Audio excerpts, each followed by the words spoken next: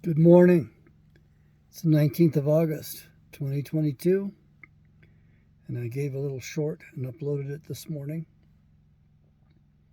Yesterday, I was able to finally upload a video. It took 2 days to upload to my other channel, and I recommend you watch it.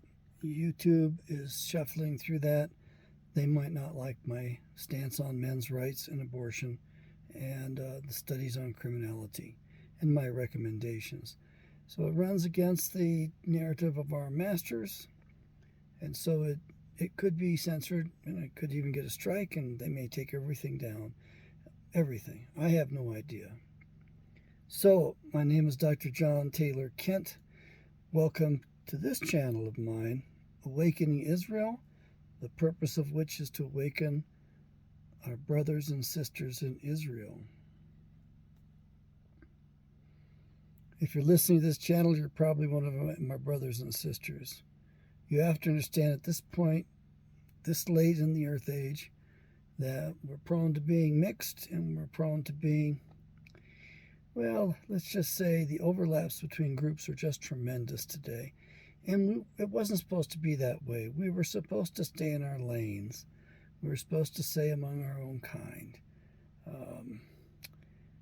That's what is indicated in the beginning of Genesis, kind after kind. And we have mixed up and created hybrids. And most of us today, I will say, are hybrids. I can't be sure of that, but I believe that some of us have Neanderthal, Cro-Magnon, and Denison DNA in us. And nobody knows who has what exactly.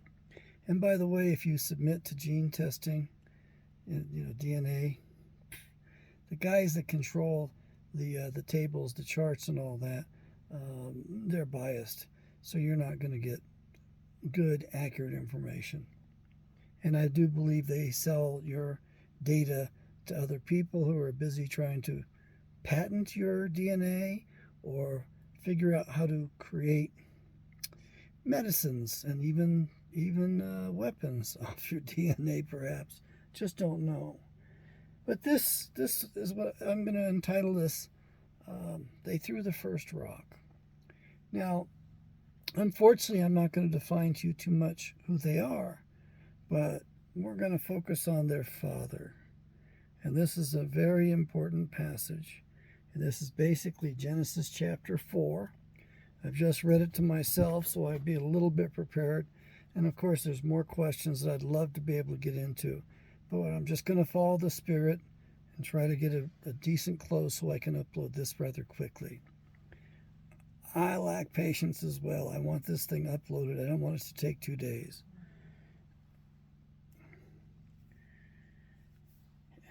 And I'm going to be telling you my take on these verses as well. So let's get into it.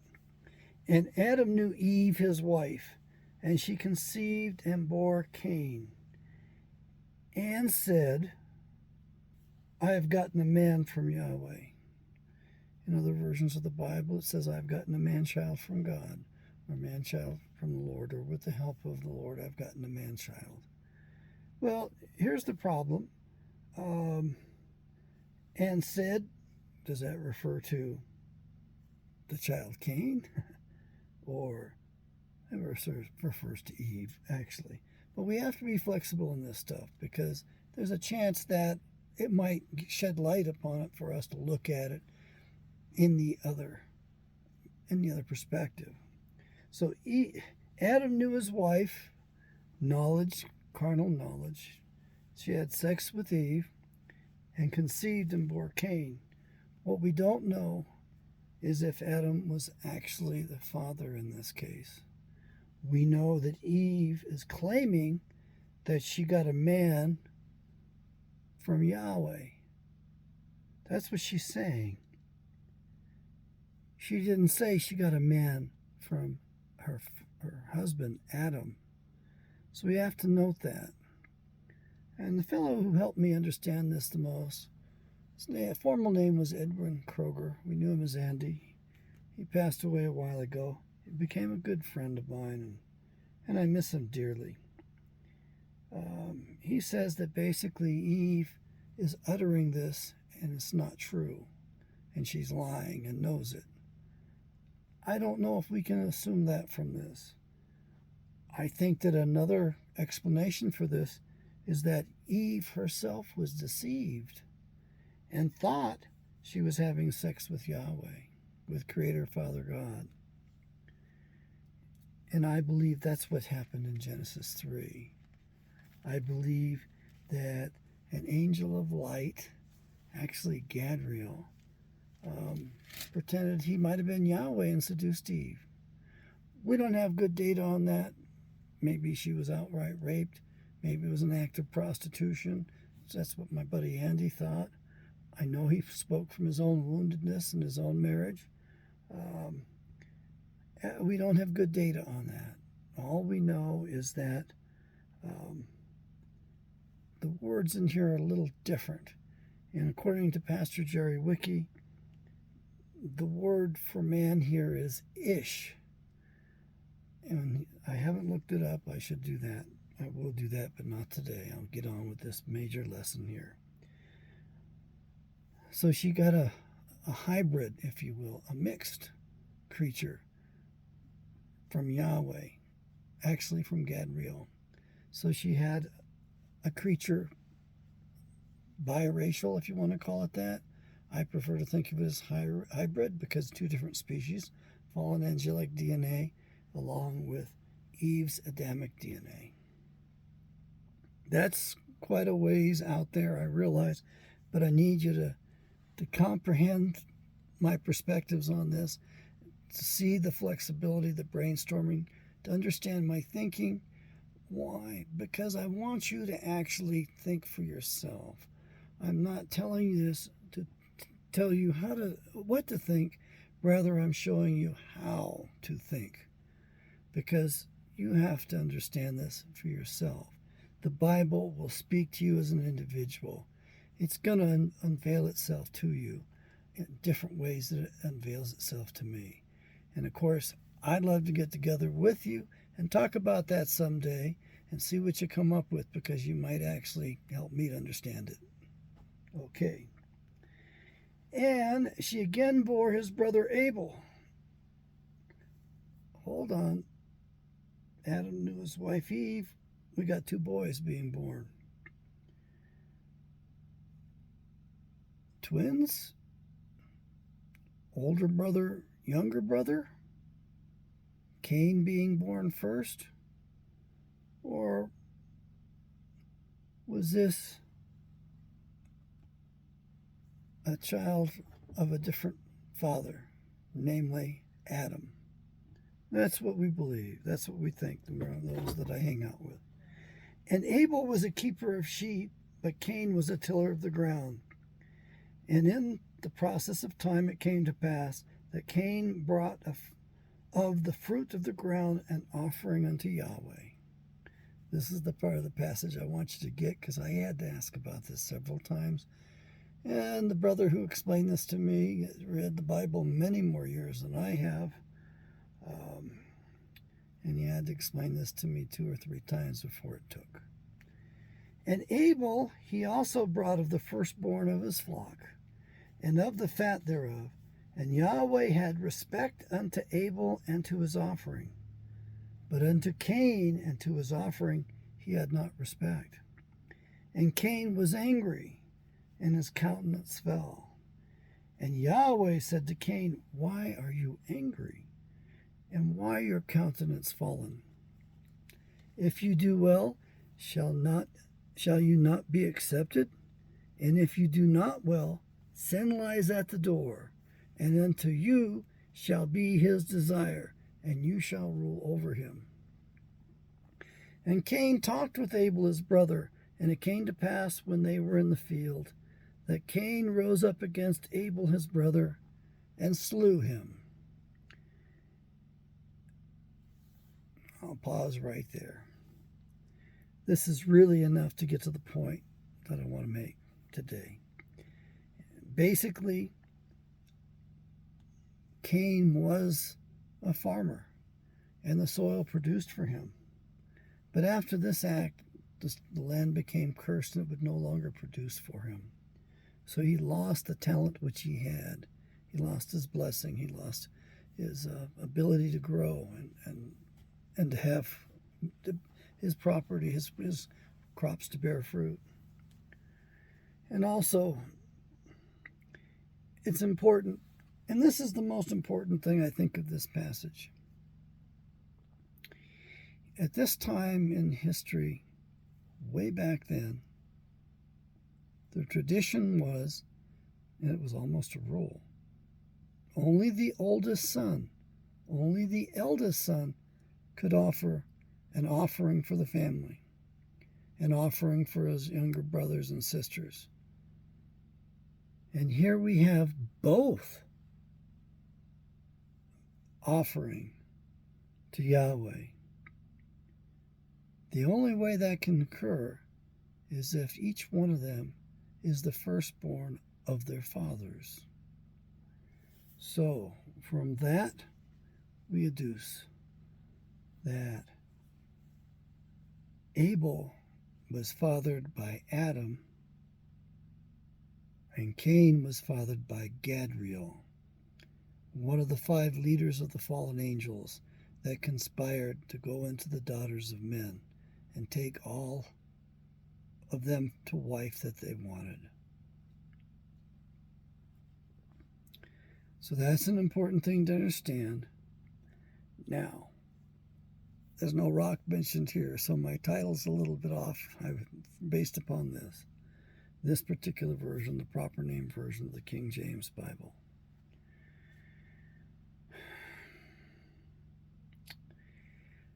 Let's proceed. Let's go on a little bit further. So I do want you to understand that these 2 boys had different fathers. And there are books on this, and there are differences of opinion. One book is written by Pastor Dan Gaiman, Daniel Lee Gaiman, of Shell City, Missouri, and I bought that book from him a long time ago. And I think it makes its point that these brothers were fraternal twins. They weren't identical twins. That their mother had 2 eggs, and one was fertilized by each of the different fathers. So that's the premise in Dan Gaiman's book, and he proves it scientifically, and it holds water. It really does.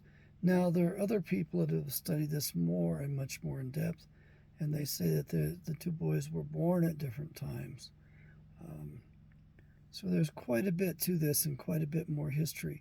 And that's probably going to be found in the extra biblical books, some of which have not survived.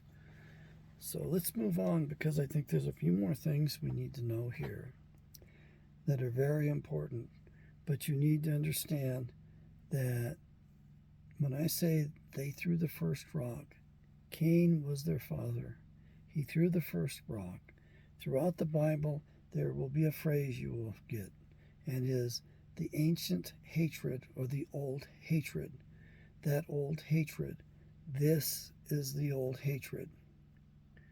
And you will find other descriptors for the gall of bitterness, and those descriptors are applied just to Cain and to Simon Magus in Acts, the book of Acts. Simon Magus was actually known as Simon Peter. Not Peter, P-E-T-E-R, but P-E-T-A-R. One of the Petar priests from Mesopotamia. One of the Peter priests, one of the penile priests, the sex worshippers out of there. And that's an important guy in history, because he was the one that showed up at Rome, not Peter the Apostle. As I say, I give you all the depth I can in these videos, because I don't have that many days. I'm sure you don't either, and I want to give you as much as I can. In return, I ask you, buy these Bibles, like the video, leave comments, subscribe, share the videos. Let's get this stuff out there. And if you're going to disagree with me in the comments, you're invited to. We don't have to agree. Let's proceed. Verse 9. And Yahweh said unto Cain, Where is Abel your brother? And he said, I know not. Am I my brother's keeper? And he said, What have you done? The voice of your brother's blood cries to me from the ground. And now are you cursed from the earth, which has opened her mouth to receive your brother's blood from your hand. He murdered his brother. When you till the ground, it shall not henceforth yield to her strength. A fugitive and a vagabond shall you be in the earth. Just want to hold here because there's an important thought. And this is a thought. You may agree with it and you may not. But I've had people tell me that we live in the matrix, we live in a computer, and they don't have patience for me because I'm selling Bibles. They don't like the Bible. And yet, here we have the blood crying up to Yahweh from the earth. And that to me means that blood has a memory. And it also means that we may be living in the matrix. Perhaps blood is a software of some sort, or partial hardware, partial software. And so here I have evidence for it. And I also know that the Akkadian language, the oldest language on the planet, is binary, zeros and ones, just like computer languages. So I am flexible in my thinking. I hope that doesn't undermine your confidence in me, but if it does, fine. At least accept me as another man. And I'm just a Bible reader. I'm not a preacher. I'm not a pastor. And I certainly am no prophet. I can put things together and sort things out, and I can see trends. But that's because I read the Bible, which I suggest you do. And Cain, verse 13, and Cain said unto Yahweh, My punishment is greater than I can bear. Behold, you have driven me out this day from the face of the earth, the Garden of Eden, and from your face shall I be hidden, and I shall be a fugitive and a vagabond in the earth. And it shall come to pass that every one that finds me shall slay me. Hold on, folks. Hold on. I thought it all started with Adam.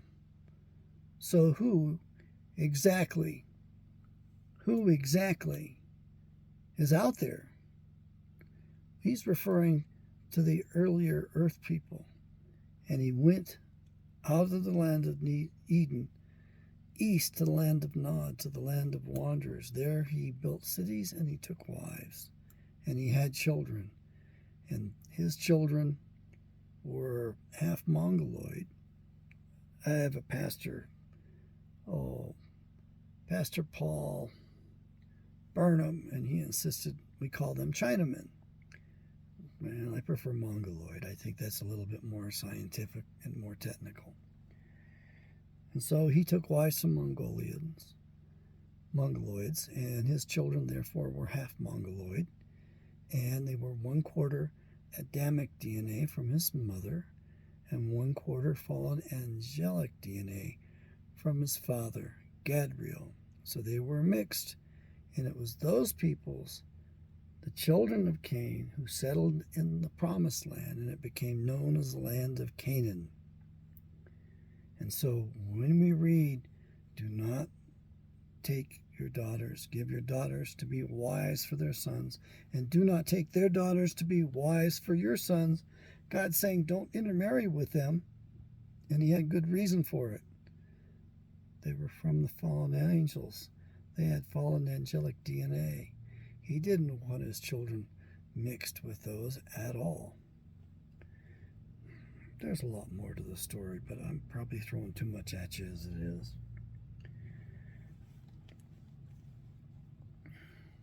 So there are people outside of the garden.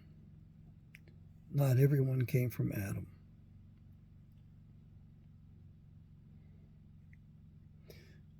By the way, Pastor Dan Gayman confided a story in me in which the Department of the Treasury sent an agent to see him.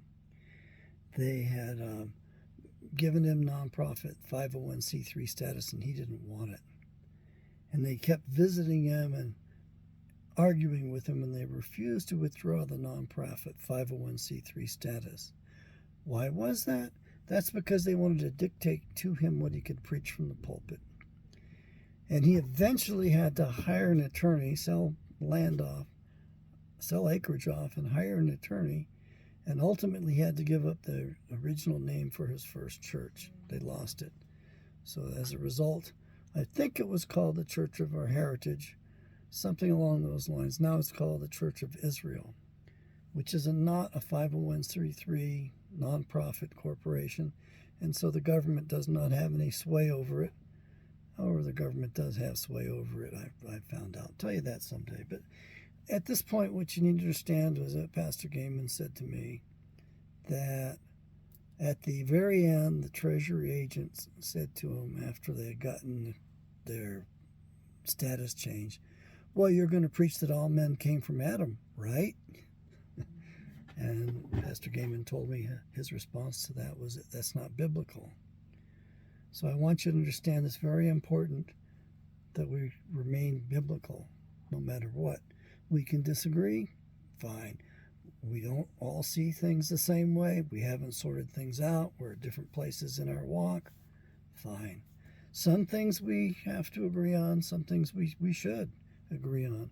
And someday we'll know the truth about these things. So we'll be in agreement at some point. And Yahweh said to him, verse 15, therefore, whoever slays Cain, vengeance shall be taken upon him sevenfold. And Yahweh set a mark upon Cain, lest any finding him should kill him. Sevenfold curse, right? And Cain went out from the presence of Yahweh and dwelt in the land of Nod, on the east of Eden, the land of Nod, the land of the wanderers, or the Mongolians. Maybe that sounds better, I think. And Cain knew his wife, and she conceived and bore Enoch. Interesting. Same name mentioned in the other line, descendant of Adam. And he built a city, and he called the name of the city after the name of his son Enoch. And to Enoch was born Irad. Quiet. I don't like being harsh with her on tape here, but good girl, good quiet. And Arad begot Mehulalel. I can't pronounce it. And Mehulalel begot Methusalel. And Methusalel begot Lamech. Now this is pretty important. And I believe this is the seventh generation descended from Cain. You need to count it. I'll let you take the time to do it. And Lamech took unto him two wives. The name of one was Ada, and the name of the other is Zillah. Now women make the Bible when they're important. This is an important story. And Ada bore Jabal, and he was the father of such as dwell in tents, and of such as have cattle. And his brother's name was Jubal, and he was the father of all such as handle the harp and organ. And Zillah, she also bore Tubal-Cain, an instructor of every craftsman in brass and iron. And the sister of Tubal-Cain was Naamah. Now, Naamah shows up later, and that's in reference to those who got onto the ark. And we believe that's how the line was continued, was through Naamah. I can't really prove that definitively. If you can find it, show it to me. Thank you. And Lamech said unto his wives Ada and Zillah, hear my voice, you wives of Lamech. Listen to my speech. For I have slain a man for my wrongdoing, and a young man for my, a man for my wounding, rather. I read that wrong. For I have slain a man for my wounding, and a young man for my hurt. If Cain shall be avenged sevenfold, truly Lamech 70 and sevenfold, 77. And Adam knew his wife again, and she bore a son and called his name Seth. For God, she said, has appointed me another seed instead of Abel, whom Cain slew. And to Seth, to him also there was born a son, and he called his name Enos. Then men began to call on the name of Yahweh. So that ends Genesis chapter 4. So what I want to implore upon you right now, and I'm going to get into this, is a little bit of a story. You've hung with me this long, 25 minutes into this. This is pretty important, and it's not spelled out here in the Bible. Part of this is an extra biblical book called the Book of Jasher. You know, the prophet Jasher. There's no prophet Jasher. Jasher means upright. It's the book of the upright. The Book of Jasher, the Book of the Upright. It's written in the same style as Genesis. Get a copy of it. You'll love it. It will explain the character of Sodom and Gomorrah to you so you can understand more why they had to be destroyed. Okay. Lamech said unto his two wives, the name took unto him two wives, in verse 19. And Lamech said to his wives in verse 23, hear my voice. What had happened was that Lamech had gone out hunting deer, and he made a mistake, and he misidentified the patriarch of the family, Cain, for a deer, and shot him with an arrow and killed him. And he was hunting with his son, his 17-year-old son, his teenage son. And when he realized that he had killed the family patriarch, upon whom everybody knew was a sevenfold curse, in his anger, rage, and his fit, he threw his arms up. And in one blow, he killed his 17-year-old son. Hit him in the head. So he had killed Cain, and he had killed his boy. And his two wives were encroaching, Ada and Zillah, were encroaching upon him to kill him because he killed the family patriarch and he killed the child. And he stopped them by making this statement: he has slain a man to his wounding. That was the patriarch of the family. That was Cain. It was a hunting accident. And a young man for my hurt. It's his own son he killed. He was negligent and throwing his fist up, and expressing his great remorse over killing his great-grandfather. And he says, if Cain shall be avenged sevenfold, truly Lamech 70 and sevenfold. So he got his wives to back off from killing him.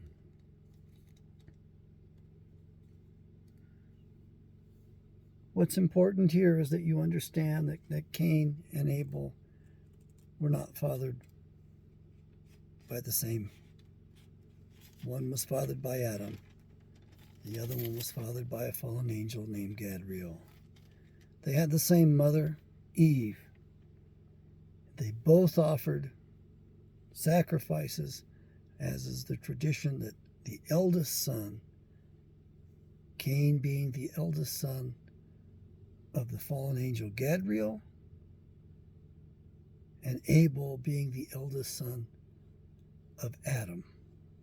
And you can see that Yahweh accepted Abel's offering, and he did not accept Cain's offering. As a result, Cain slays his brother. They threw the first rock. We're still fighting with the same people to this day, folks. It's the same battle. It's the same fight between good and evil. Now, Pastor Jerry Wicke said some things which were profound. And these are things in which he basically brainstormed, and he took guesses on these. And so one of his guesses was that Yahweh decided to have a family upon the earth. And then this fallen angel wanted to be God and decided that a way to get there would be to intermarry into the family. So he took Yahweh's daughter Eve to wife. And figured he would have an inheritance because, hey, Dad, I'm a member of the family. Now, there were 200 fallen angels that had conspired, and Gadriel was one of the leaders. You don't believe me? Go to Wikipedia. Wikipedia's got to tell the truth, right? You look up Gadriel, G-A-D-R-E-E-L. There's 2 other ways to spell his name. And you will see him listed in Wikipedia as one of the 5 leaders of the fallen angels and the one who had sex with Eve. So that's extra biblical. It's outside of the Bible and it's current stuff.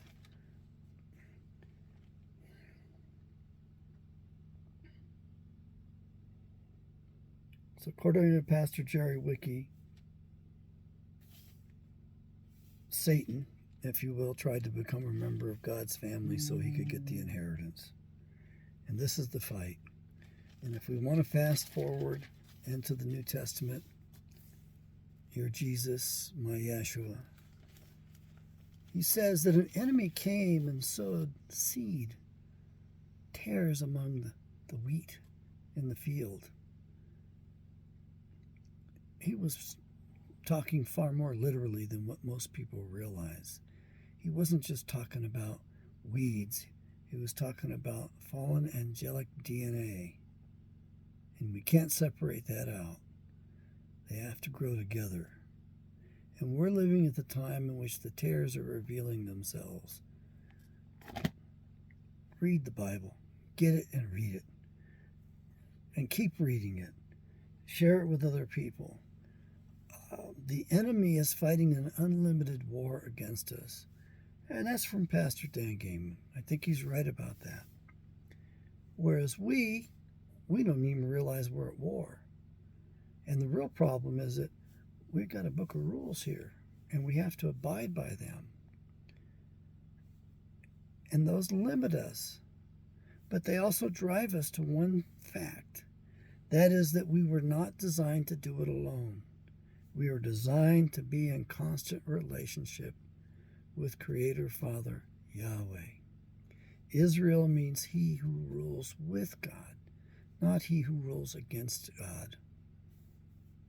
Not he rules for or anything else. It means with, meaning we have to be in relationship. How do you get to the mind of God? You read the Bible. How do you get the blessings?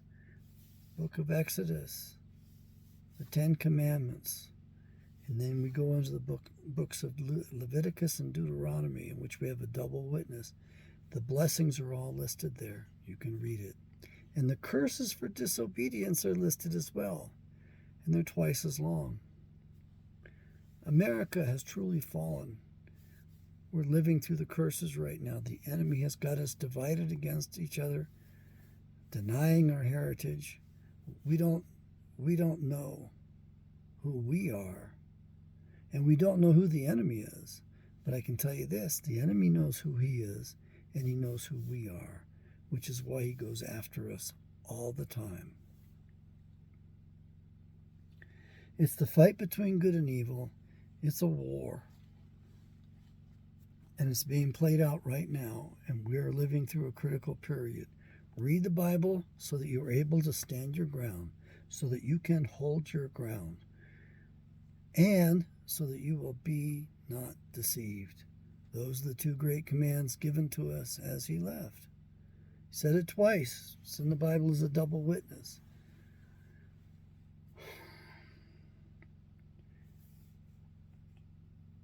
I really would like to ask your help. Give me a thumbs up. Make a comment. Share this video on social media. I don't want to be putting it up myself. It feels too weird for me to be hawking my own stuff, if you know what I mean. I accept your prayers gladly. I'd like to increase my functioning. I want to get into a rig that allows me to study and read and write and do all of that stuff more. Gives me a little bit more power. The rig I have is perfect for a couple that wants to travel. It's wonderful for that.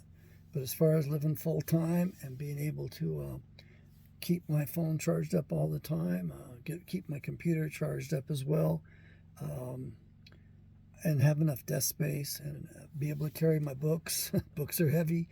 I want to get into a little bit bigger rig. Yahweh bless. I apologize for taking so much of your time today. I hope I'm helping you out.